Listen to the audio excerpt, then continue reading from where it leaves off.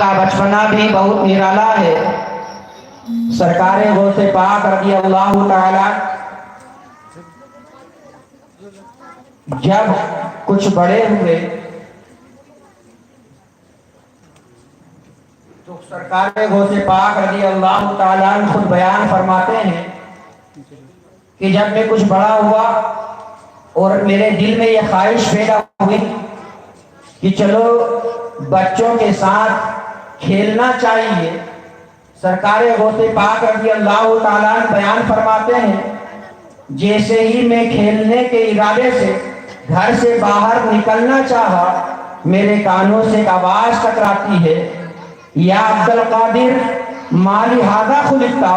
ولا بہذا امرتا، اے عبد القادر ہم نے تمہیں کھیلنے کے لیے پیدا نہیں کیا ہے، اے عبد القادر ہم نے تمہیں کھیلنے کا حکم نہیں دیا ہے۔ سرکار غوث پاک فرماتے ہیں جب یہ آواز میرے کانوں سے ٹکرائی میں نے کھیلنے کا ارادہ ترک کر دیا۔ پھر سرکار بغداد فرماتے ہیں پھر کبھی سیر و تفریح کا ارادہ ہوا کہ چلو سیر کرنا چاہیے، کہیں گھومنا چاہیے، اور سرکار غوث پاک فرماتے ہیں جب یہ ارادہ میرے دل میں ہوا میں سیر و تفریح کے لیے گھر سے نکلنا چاہا، پھر یہی آواز میرے کانوں سے ٹکرائی، یا عبد القادر ما لہذا خلقتا ولا بہذا امرتا، اے عبد القادر ہم نے تمہیں سیر و تفریح کے لیے پیدا نہیں کیا ہے، اے عبد القادر اور نہ تمہیں سیر و تفریح کا حکم دیا ہے۔ سرکار غوث پاک فرماتے ہیں جب یہ آواز میرے کانوں سے ٹکرائی میں نے سیر و تفریح کا ارادہ تبدیل کر دیا۔ سرکار بغداد فرماتے ہیں جب کبھی کاشتکاری کا ارادہ کیا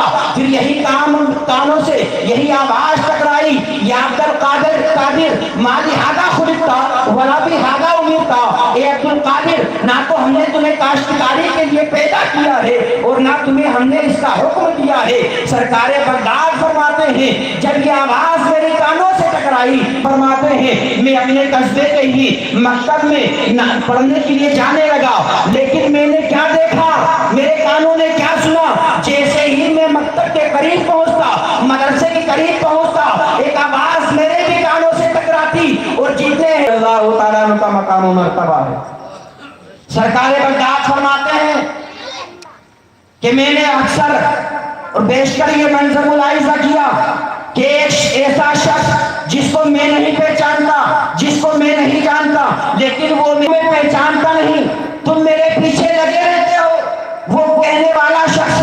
کہتا ہے اے شیخ عبد القادر جیلانی سنو سنو، میں اللہ کی طرف سے ایک منتخب کرتا فرشتہ ہوں جو آپ کی حفاظت تک میں عشاء کے وضو سے فجر کی نماز ادا کیا اور 15 سالوں تک مسلسل میرا یہ عمل رہا کہ بعد نماز عشاء میں ایک پیر پر کھڑا ہو جاتا، دوسرے پیر کو پہلے پیر پر رکھ لیتا، ایک ہاتھ اور کہنے لگا اے عبد القادر ہم نے تمہارے لیے تمہارے اوپر نماز معاف کر دی ہے۔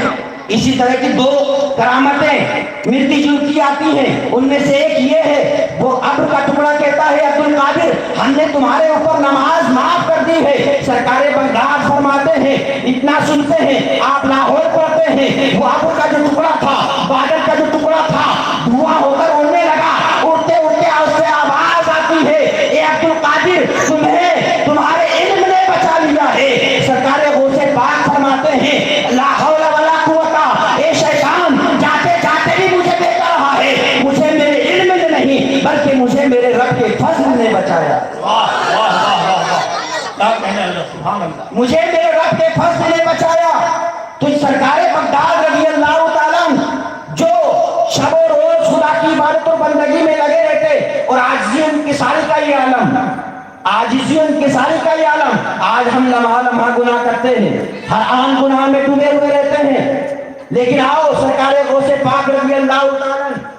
اتنے بڑے عابد و زاہد ہونے کے بعد، اتنے بڑے متقی و پرہیزگار ہونے کے بعد آپ کی عاجزی انکساری کا عالم دیکھو۔ سرکار غوث پاک رضی اللہ تعالیٰ کا یہ واقعہ حضرت شیخ سعدی رضی اللہ تعالیٰ نے اپنی کتاب گلستہ کے اندر